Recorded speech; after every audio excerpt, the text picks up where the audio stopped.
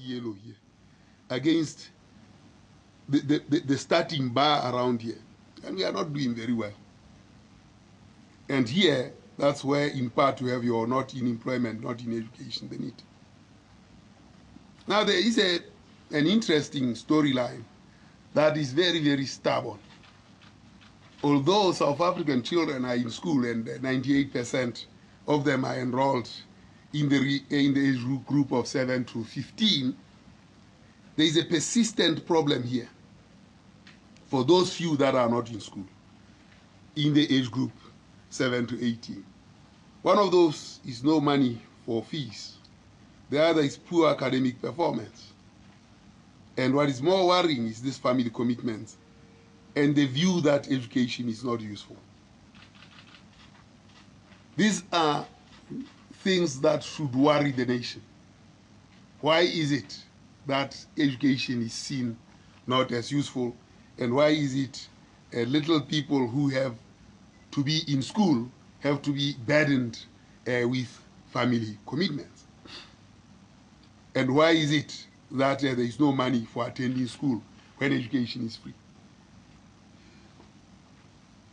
In part, it's transport costs. And these transport costs should remind us of the perpetual accidents that school children are exposed to because they are being bused from one point to the other. And parents do so because they think these children will get better education at point B instead of point A.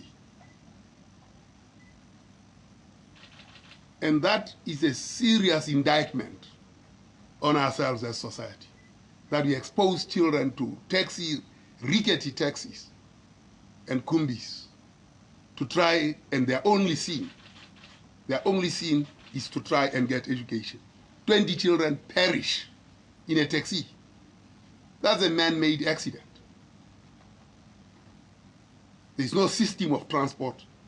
The education system is so disparate that parents, in their search for trying to get their children to best schools, these children have to be exposed to all kinds of things.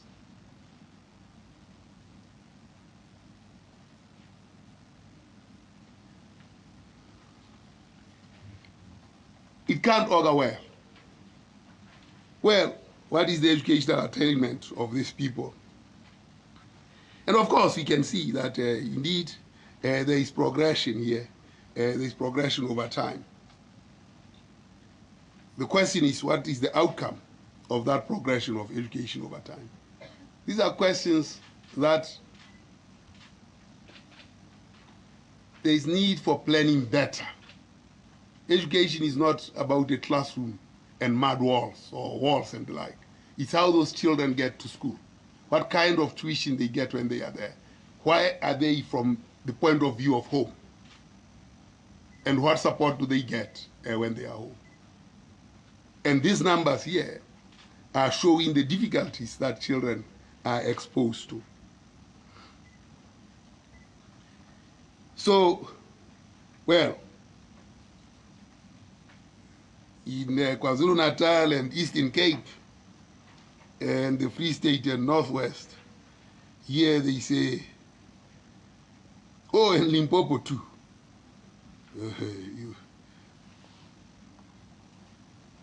They say, spare the rod and spoil the child. If you shouldn't, you should use the rod. So here corporal punishment is still very prevalent in these provinces, although corporal punishment has been stopped. Eastern Cape actually performs the worst in terms of meting out corporal punishment. I mean, over the last 14 years, and this is where the problem is. And there was a Mail and a Guardian report by Mr. Spall, and Mr. Mani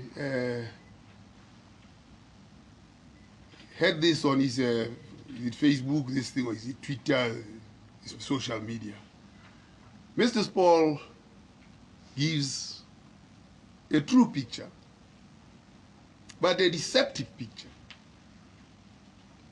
And that is wrong, to try and present statistics that way. And I, as the statistician general, have the responsibility to disabuse those who misuse statistics and throw it into the public space.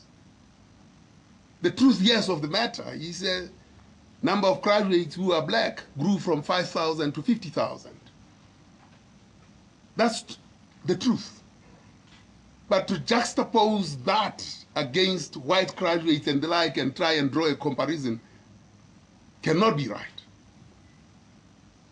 Because you've got your denominators to get right. And this is the true picture.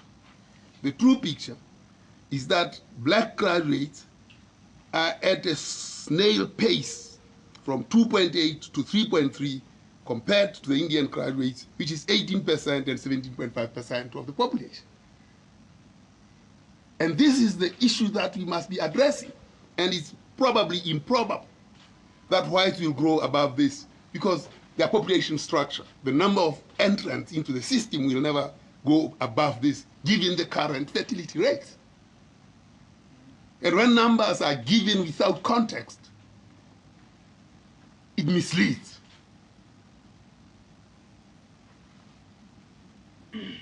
The truth of the matter is that the challenges, particularly where it counts the most, which is education, are really very serious. Painfully so. And that's what the statistics is telling you. It's not me telling you. I'm just talking to the numbers. Now, what is the rate of growth in the population versus the rate of growth in households? Yes, the number of households have increased and the rate of population growth at a much lower rate. Average household size has declined. So we have an inefficient occupancy levels of households. Whether it's good or bad, I'm not very sure, but it's very inefficient. And makes life very, very costly. Creates urban sprawl. Schools far away from where children are.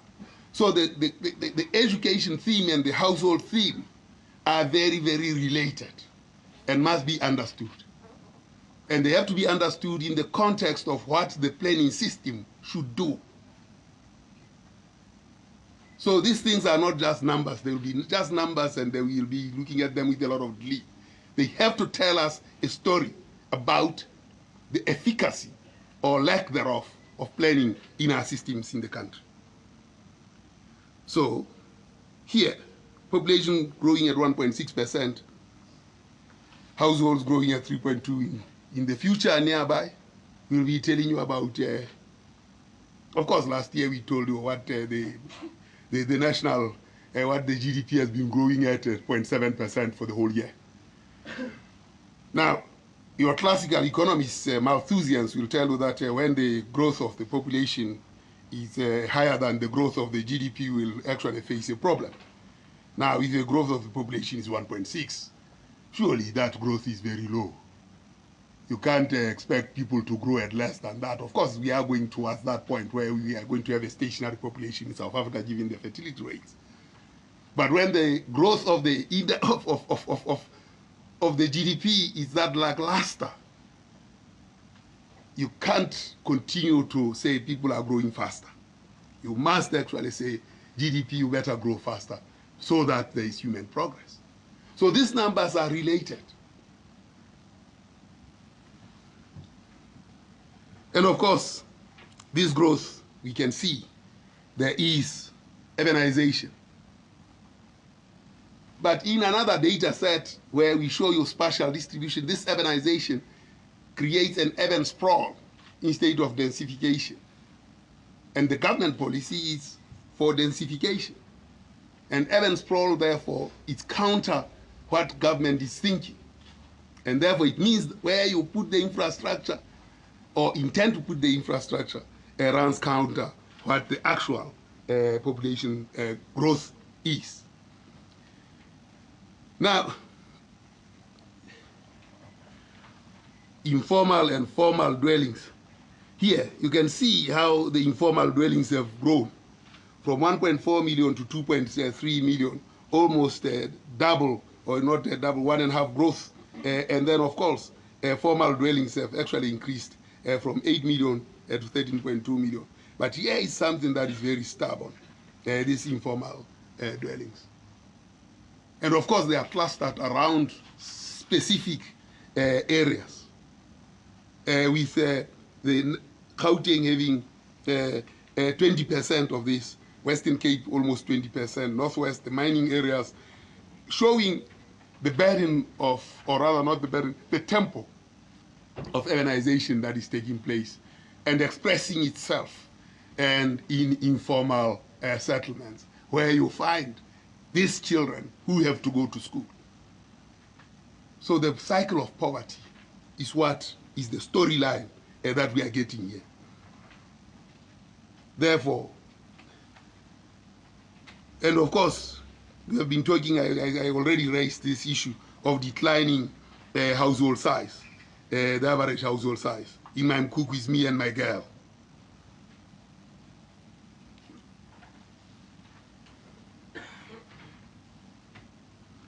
And then, of course, you can see the single households category.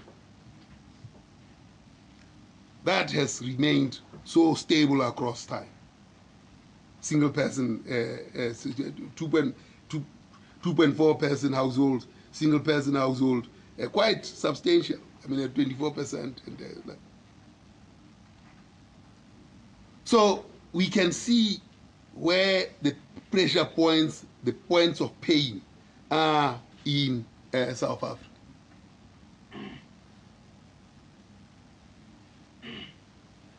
Now, the need for a variety of subsidized housing options. Here we can see single person, 2 to 4 persons, 5 to 9, and here 2 to 4, and single person, you can see. And the bulk of these single person households are your shacks. And here, if you were to analyze the shack, you find that a single and 2 person are the predominant feature in this distribution of average household size.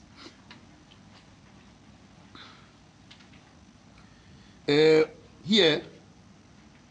we can see the blue single person and the backyard, single person household, backyard, single person in informal settlements, and of course a lower single person, and then of course a single person households in that.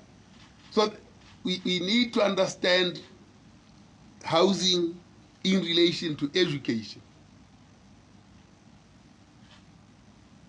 in relation to transport networks. Of course, we don't cover transport here.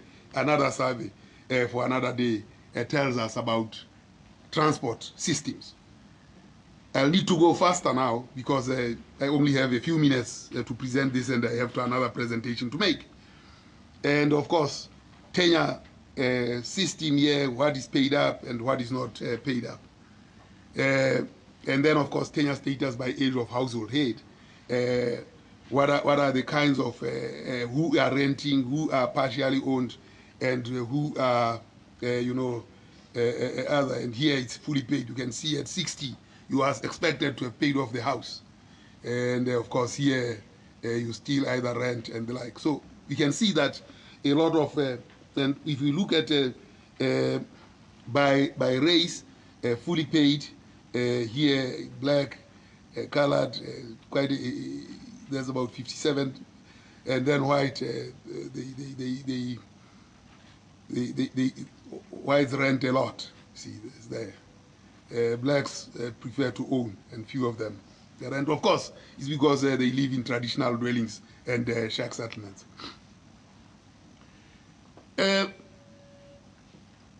What about service delivery? I mean, okay, there's no doubt that service delivery has improved, and we will see another presentation, I think, on the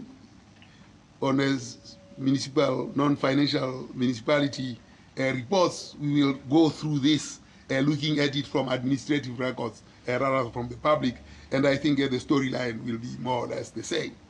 Shows that there has been progress, but certainly, in the light of the things that I've presented, these things are about to reverse anyway. So households that do not have a toilet facility where you have to go and hide behind the bush and the like, we can see generally these households have the no toilet facility have declined quite significantly. What are the key highlights in education as I conclude? Lack of money, not studying, education is useless, particularly, and participation rates at higher education amongst blacks are a fifth of what it is amongst whites. And that has remained almost stable against a growing young population. So the youth bulge doesn't have the wherewithal to feed their brains so that there is a possibility of demographic dividend. So the point is, this thing called demographic dividend in South Africa is not going to happen. The wave is gone. And I think this must sink in the heads of people. And when that has happened, you have a demographic disaster. That's what we are headed for. There's no way that it will happen. It's a fact of life. And then, of course, access to services, those are improving. But because a demographic dividend is not going to happen, it is going to corrode these facilities that have been possible. Thank you very much.